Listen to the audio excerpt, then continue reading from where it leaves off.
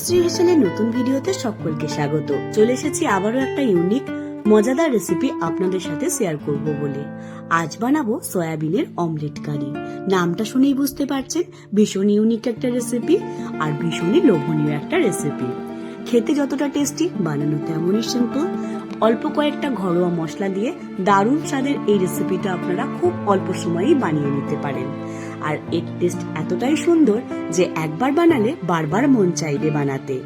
তাই দেরি না করে চলুন শুরু করি আজকের এই মজাদার ইউনিক রেসিপি। সয়াবিনের অমলেট কারি বানানোর জন্য প্রথমেই আমি কড়াইয়ের মধ্যে অল্প একটু জল গরম করে নিয়েছি। তার মধ্যে দিয়ে দেব এক বাটি পরিমাণে 50 গ্রাম সয়াবিন।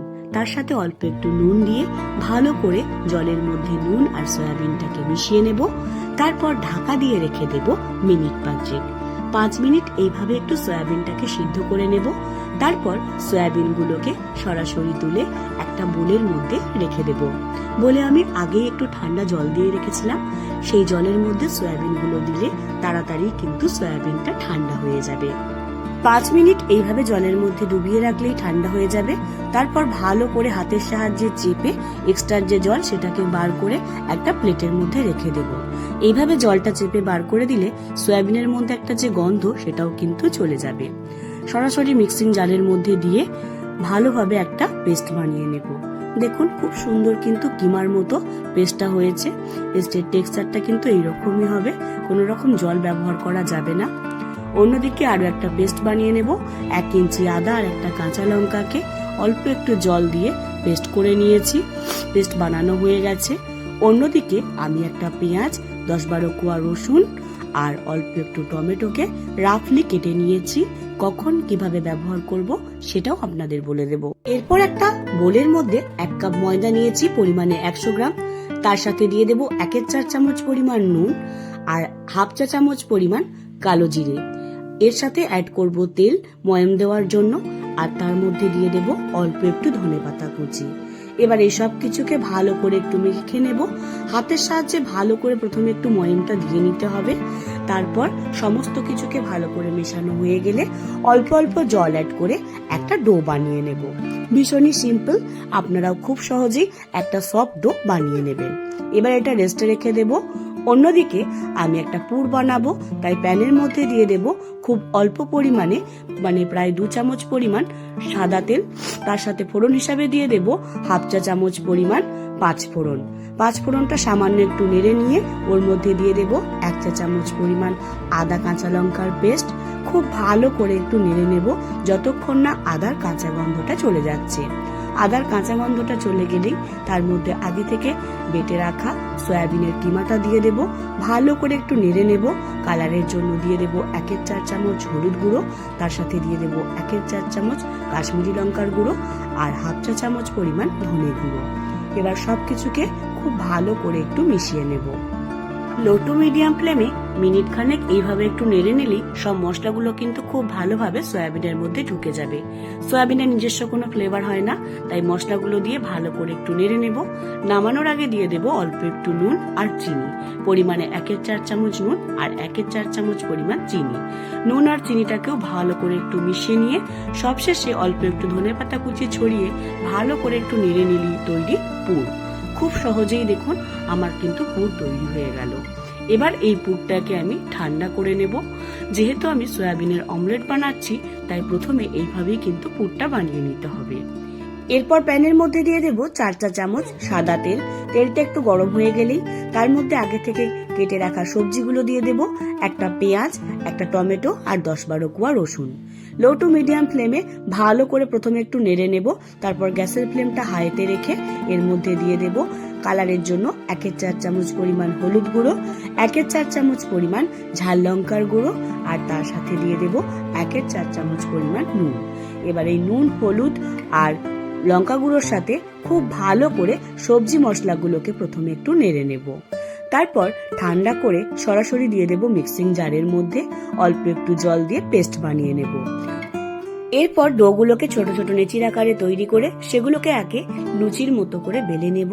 তারপর পুরটা মাঝ বরাবর দিয়ে ভালো করে একটুখানি চেপে নেব। এবার দুই সাইডটা একে একে লক করে নিতে হবে। প্রথমে লম্বা লম্বি ভাবে দুই দিকে লক করে নেব, আর অবশ্যই এইভাবে একটুখানি চেপে দিতে হবে যাতে খুলে না যায়। তারপর ওপর আর নিচটাও কিন্তু একইভাবে চেপে দিয়ে মুড়ে নেব। এইরকম ভাবে কিন্তু আমি এগুলোকে তৈরি করে নেব। ভীষণই ইজি, আপনারাও পারবেন খুবই সহজে। দুই পিঠটাই আমি দেখিয়ে দিচ্ছি, দেখুন এইরকম করে কিন্তু তৈরি করে নিতে হবে। আমি এখানে 4টেই বানিয়ে নিয়েছি। এবার এগুলোকে ভেজে নেওয়ার জন্য আমি কড়াইয়ের মধ্যে দিয়ে দেব তেল। তেলটা আগেই একটু গরম বসিয়ে দিয়েছিলাম, তেলটা গরম হতে শুরু করেছে, ঠিক তখনই এর মধ্যে আমি 4টে একে একে দিয়ে দেব। তারপর লো টু মিডিয়াম ফ্লেমে ভালো করে হাতে একটু সময় নিয়ে এপিট ওপিট উল্টে ভেজে নেব। হালকা যখন একটু কালারটা চেঞ্জ হতে শুরু করবে তখন কিন্তু গ্যাসের ফ্লেমটা একটু বাড়িয়ে দেব। এরপর এগুলোকে লাল লাল করে ভেজে নিতে হবে। অন্যদিকে এই ফাঁকে আমি কড়াইয়ের মধ্যে অল্প একটু পাঁচফোড়ন দিয়েছি। পাঁচফোড়নটা দেওয়ার পর সামান্য একটু নেড়ে নেব। তারপর এর মধ্যে দিয়ে দেব আগে থেকে বেটে রাখা আদা কাঁচা লঙ্কার পেস্ট। খুব ভালো করে নেড়ে নেব ততক্ষণ যতক্ষণ না আদার কাঁচা গন্ধটা চলে যায়। এবার এর মধ্যে অ্যাড করব টমেটো, রসুন আর পেঁয়াজের যে পেস্ট হালকা একটু তেলে নেড়ে মিক্সিতে বেটে নিয়েছিলাম। এইভাবে একটু বেটে দেখবেন, খেতে কিন্তু ভীষণই টেস্টি হয়। খুব ভালো করে আবারও একটু কষে নেব। এইভাবে কষতে কষতে দেখুন অন্যদিকে কিন্তু অমলেটগুলোও ভাজা হয়ে গেছে। অমলেটগুলোকে এবার তুলে নেব। অন্যদিকে গ্রেভির মধ্যে কালারের জন্য দিয়ে দেব কাশ্মীরি লঙ্কার গুঁড়ো আর 1/2 চা চামচ পরিমাণ ধনে গুঁড়ো। আবারও খুব ভালো করে একটু মিশিয়ে নেব। সমস্ত কিছুকে ভালো করে এইভাবে একটু কষে নেওয়ার পর এর মধ্যে পরিমাণ মতো জলটা দিয়ে দেব। পরিমাণ মতো জল আমি কিন্তু এখানে গরম জলই ব্যবহার করেছি। আপনারা চেষ্টা করবেন রান্নায় যখনই ব্যবহার করবেন গরম জল ব্যবহার করার। এতে রান্নার স্বাদ যেমন অনেকটা বেড়ে যায়, তেমনি রান্নাটা খেতেও কিন্তু বেশ সুন্দর লাগে। স্বাদ মতো দিয়ে দেব নুন, 1/2 চা চামচ পরিমাণে দিয়েছি। অবশ্যই নুনটা আপনারা আপনাদের স্বাদ অনুযায়ী দেবেন। ভালো করে একটু নেড়ে নেব। অন্যদিকে অমলেটগুলোকে ভেজে সরাসরি তুলে আমি এর মধ্যে দিয়ে দেব। কারির মধ্যে দিয়ে দেওয়ার পর ভালো করে কারির সাথে একটু মিশিয়ে নিতে হবে যাতে কারির মশলাটা খুব ভালোভাবে এই অমলেটের মধ্যে ঢুকে যায়। মিনিট খানেক এইভাবে কিন্তু একটু নেড়ে নেব। তারপর ঢেকে রেখে দেব। একটু ঢেকে রেখে দিলে কিন্তু মশলার যে পুর সেটা ভিতর অবধি যাবে আর রান্নার টেস্টটা কিন্তু ভীষণই সুন্দর আসবে। ভালো করে দেখুন আবারও একটু নেড়ে নিলাম। মশলার মধ্যে কোনো রকম কাঁচা গন্ধও নেই। খুব ভালো করে একটু নেড়ে নেওয়ার পর ওপর থেকে অল্প একটু ধনেপাতা কুচি ছড়িয়ে দেব। তাহলেই কিন্তু তৈরি দারুণ স্বাদের সয়াবিনের কাটলেট। তৈরি করা যেমন ইজি, খেতে কিন্তু তেমনই সুস্বাদু। বানানো তো ভীষণই সহজ, আপনারা দেখে নিলেন। তাই দেরি না করে ঝটপট একবার বানিয়ে নেবেন। আর আজকের এই রেসিপিটা আপনাদের কেমন লাগলো সেটা আমাকে কমেন্ট করে জানাতে প্লিজ ভুলবেন না। গরম গরম ভাত, পরোটা, লুচি যে কোনো কিছুর সাথেই ভালো লাগে। এমনকি যদি মনে করেন শুধু এটা আপনারা ডিনারে অথবা লাঞ্চে পরিবেশন করবেন তাহলেও কিন্তু খেতে বেশ ভালো লাগে, ভীষণই টেস্টি হয়। বাচ্চা থেকে বড় সকলেই পছন্দ করবে। তাই দেরি না করে ঝটপট একবার বানিয়ে নিন, দেখুন সকলে কিন্তু বেশ প্রশংসা করবে। আমার এই ভিডিওগুলো যদি আপনারা ইউটিউব থেকে দেখেন, এখনো অবধি সাবস্ক্রাইব করে না থাকেন, তাহলে সাবস্ক্রাইব করে আমার এই চলার পথে সঙ্গী হতে পারেন। ভিডিওগুলো যদি আপনাদের খুবই ভালো লেগে থাকে তাহলে অবশ্যই একটা লাইক, শেয়ার, কমেন্ট করে আমাকে উৎসাহিত করবেন নিত্য নতুন রেসিপি আপনাদের সামনে নিয়ে আসার জন্য।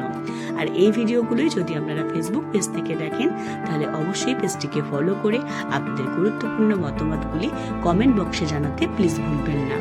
শেষ অবধি ভিডিওটা দেখার জন্য আপনাদের সকলকে অসংখ্য ধন্যবাদ। রেসিপিটা এতটা টেস্টি আর এতটা ইয়াম্মি যে একবার মুখে দিলেই মন করবে ওয়াও, আর বারবার মন চাইবে বানিয়ে নিতে। তাই দেরি না করে চটপট বানিয়ে ফেলুন। নমস্কার।